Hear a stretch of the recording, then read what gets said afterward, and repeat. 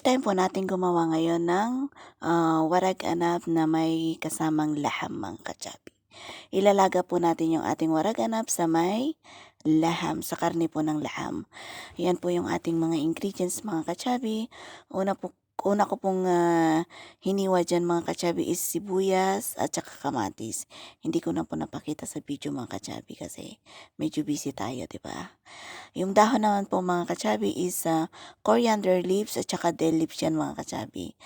Ang bigas po natin mga kachabi is nagtakal po ako ng 3 baso at konti. Yan po ang rice natin mga kachabi is Egyptian rice.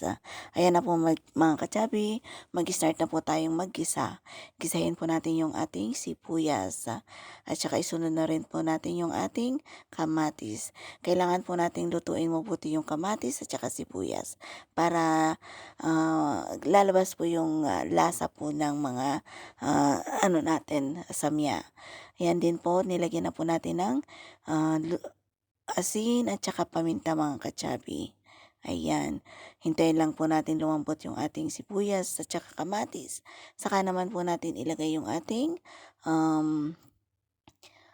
bigas mga kachabi at saka yung mga dahon-dahon, coriander leaves at saka dill leaves. Ayan, haluin lang po nating mabuti at saka lagyan na rin po natin ng dips roman o kaya molasses. At saka ilagay na rin po natin yung 3 lemon na aking piniga mga kachabi. Ayan, haluin po natin mabuti mga kachabi at saka pwede na rin natin pong patayin yung apoy. Saka naman po natin siya balutin mga kachabi. Ayan, ganyan po ang pagbabalot ng warag-anab mga kachabi. O, diba?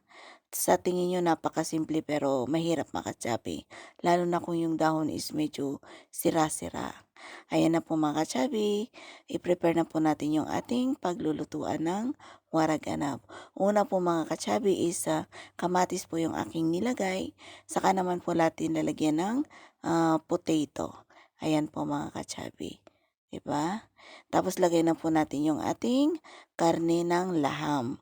Laham ko yan mga kachabi is karup. Yung karup is kumbaga tupa mga kachabi. Ayan na po yung ating warag-anab mga kachabi. Ayan, okay na. O, diba? Marami akong ginawa ngayon mga kachabi kasi babaunin ng amo kong lalaki sa pupuntahan niya. At saka ibibigay natin sa baba mga kachabi.